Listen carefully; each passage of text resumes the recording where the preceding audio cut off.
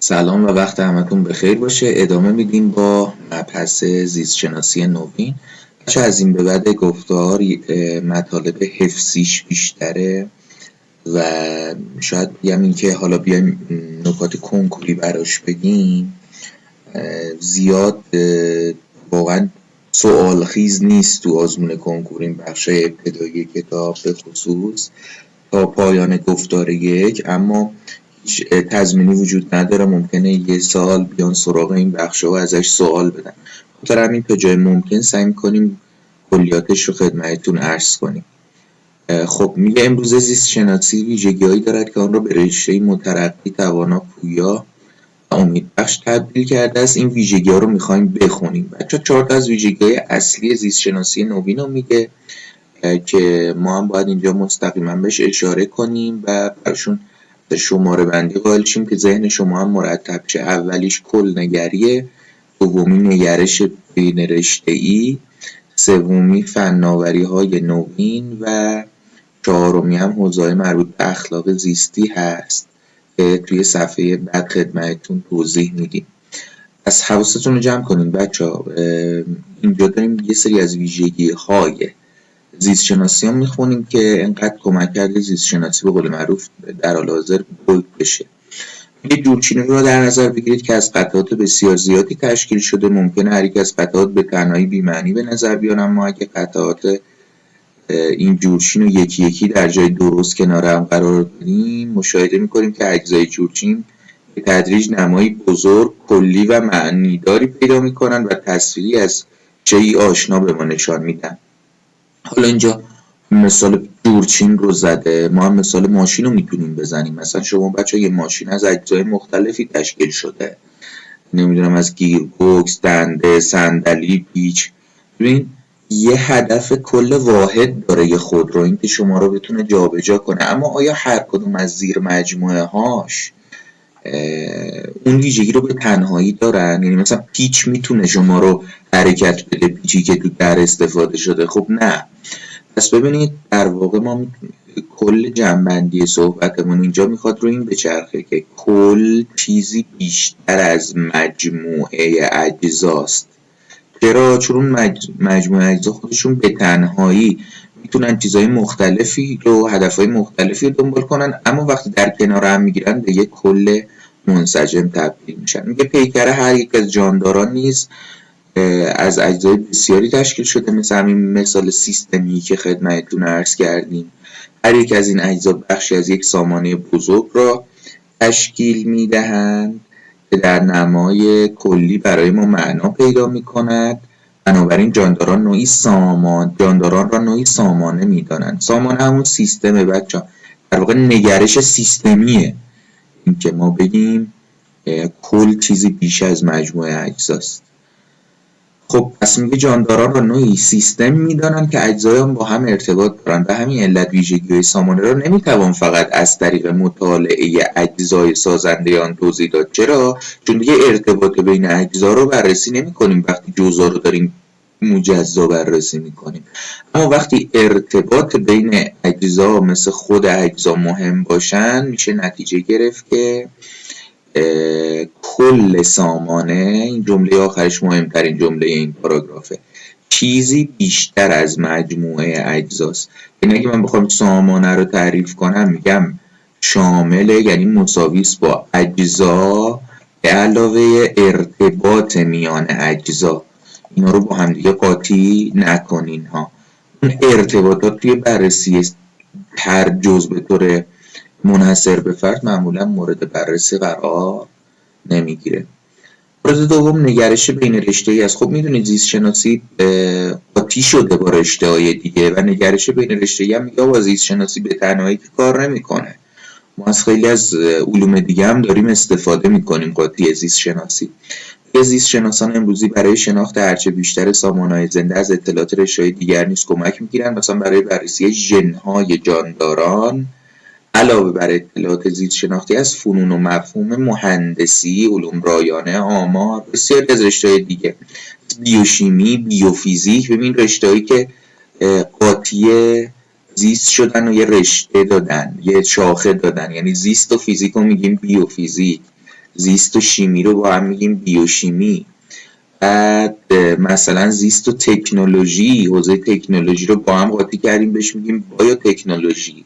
اینا رشته‌های ترکیبی هستن که از ترکیب زیست شناسی با بقیه گرایش‌ها به وجود اومدن. یه تعریف برای ژن بگیم به صورت موقت براتون. بچه‌ها ببینید ژن رو تعریف کاملش رو تو پایه 12 دارید، اما بدانید بخشی از مولکول DNA، پس ژن بخشی از مولکول DNA است که حاوی اطلاعات خاصی برای بروز صفت خاصی می باشد. پس اطلاعات مربوط به اعمال و رفتار شما، ویژگی‌های ظاهری شما، همه اینا میشه مصادیقی از صفت که توسط ژن که بخشی از مولکول DNA هست اصطلاحاً رمز میشه. سومش خب فناوری‌های نوین. شما میدونید که خب ما تغییرات عمده‌ای تو حوزه تکنولوژی داشتیم و این فناوری‌ها نقش مهمی رو توی پیشرفت علم زیست شناسی داشتن. تو بچه‌ها از یک هارد اکسترنال ساده شروع کنیم. قبلا مثلا توی شکل یک صفحه بعد ببین مثلا یک هارد 5 مگابایتی شرکت IBM رو ببین یک بذار و 5 نفر پشت هل بده 2 نفر جلو بکش. الان شما یه هارد 5 ترابایتی 2 ترابایتی خیلی راحت اندازه کف دستتون میتونید جابجاش کنید، سبک، سهل الوصول، لاکچری. ببین این تفاوت در میزان ذخیره دیتا، ببین هر 1000 مگابایت 1 گیگ میشه تازه، بعد هر 1000 گیگ خودش 1 ترابایته. ببین 2000 گیگ دیتا شما میتونی بریزی داخل، یعنی 2 میلیون مگابایت عملا. بعد مثلا یه حافظه 5 مگابایتی چقدری بوده. یه امروزه بیشتر از هر زمان دیگر به جمع‌آوری بایگانی و تحلیل اطلاعات حاصل از پژوهش‌های زیست شناختی نیاز داریم. دستاوردها و تحولات 20 ساله اخیر تاثیر بسیاری داشته تو این پیشرفت که امکان محاسبات رو در کوتاه‌ترین زمان فراهم کرده. خب مهندسی ژنتیک یکی دیگر از حوزه‌های، یعنی بچه اگه بخوایم مورد 3 رو مثلا لیبل بزنیم، اولیشو میگیم فناوری‌های اطلاعاتی ارتباطی، مورد دوم رو میگیم مهندسی ژنتیک توی خدمت شما عرضم فناوری‌های نوین. حواستون رو جمع کنید. خب مهندسی ژنتیک این مدت هاست که زیست شناسان میتوانند با استفاده از مهندسی ژنتیک در جانداران تغییر ایجاد کنند. تعریفش چیه؟ حالا مجموعی از روش‌ها و فنون آزمایشگاهی که به منظور تغییر در محتوای DNA جانداران و ایجاد صفت جدید به کار می‌رود. مثلا ما انتظار نداریم که جانوری مثل بز بتونه پروتئین تار عنکبوت رو بسازه، اما اگه بیایم ژن مربوط به ساخت پروتئین تار عنکبوت رو بذاریم تو سلول بز پروتئین تار عنکبوت رو میسازه. این میشه مهندسی ژنتیک. پژوهشگران توانستند با انتقال ژن بزهایی تولید کنند که در شیر آنها این پروتئین ساخته می شود که در صورت تجاری شدن تحولی در صنعت رخ خواهد داد. خب بچه بجز اینکه ما قابلیت انجام فعالیت رو داریم، از لحاظ اقتصادی هم بچه صرفه داشته باشه، یعنی از لحاظ تجاری سازی به صرفه اون کار رو کنیم. یک تار عنکبوت از مواد ارزشمند در طبیعت است و میتواند کاربردهای وسیعی در صنایع مختلف داشته باشه. پس اگه ما بزی داشته باشیم که تو شیرش این تار رو داشته باشه و بتونیم این تار رو دیتکت کنیم، جدا کنیم، به صنایع مختلف خیلی میتونه به درد ما بخوره. خب اینجا که بچه داره مثال انتقال ژن ساخت تار عنکبوت رو به بز میزنه، ما باید به شما جاندارانی رو معرفی کنیم به اسم جانداران تراژن. از جاندار تراژن یا تراریخته هم بهش میگن. این جاندار چطوری ایجاد میشه؟ بچه ژنی از گونه دیگه دریافت کرده باشه و اون ژن رو بیان کنه. پس به جانداری که ژنی از گونه دیگر دریافت کرده باشد و آن ژن را بیان کند جاندار تراژن میگوییم. حواستون رو جمع کنید. پس اینم از تعریف جاندار تراژن. بچه یادتون باشه فقط انتقال شرط نیست، باید ژنر هم بیان کنه. مثلا بز اگه فقط ژن ساخته تار عنکبوت رو بگیره و بیانش نکنه تراژن محسوب نمیشه ها. باید این تار عنکبوت رو به وسیله دریافت ژن ساخت تار عنکبوت بسازه. پس حواستون رو جمع کنید که در صورتی که اون ژن بیان بشه به جاندار میگیم جاندار تراژنا.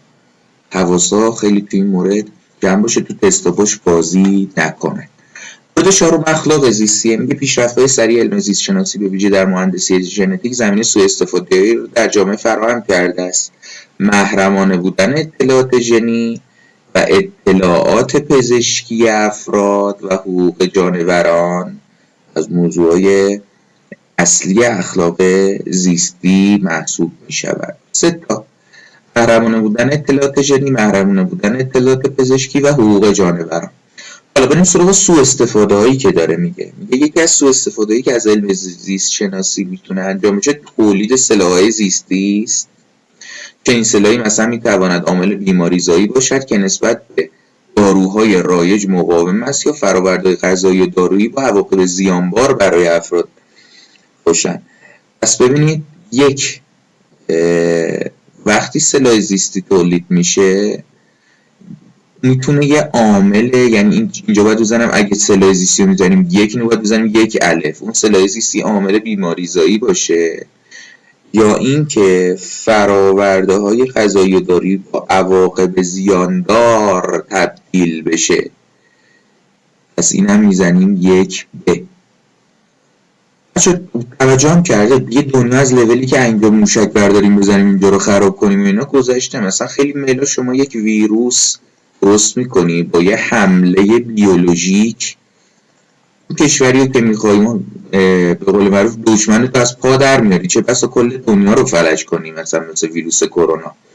بنابراین وضع قوانین جهانی برای جلوگیری از چنین سوء استفاده هایی از علم زیست شناسی ضروری است. خیلی خوب بچه‌ها، با کلیت 4 ویژگی زیست شناسی آشنا شدید. تو قسمت بعد و ویدیو بعد میخوام برم سراغ خدمات زیست شناسی برای بهبود کیفیت زندگی انسان و اصطلاحاً همون پاراگراف معروف زیست شناسی در خدمت انسان که به عنوان یکی از موارد اصلی و اهداف زیست شناسی در مقدمه درس خدمتتون عرض کردیم. میگم اینا یه خورده مباحث حفظی، اصلا اینطوری نیست زیست شناسی بچه. در ادامه های فصل اول گفتار 1 استثناست. ویدیو بعد زیست شناسی در خدمت انسان رو ادامه خواهیم داد.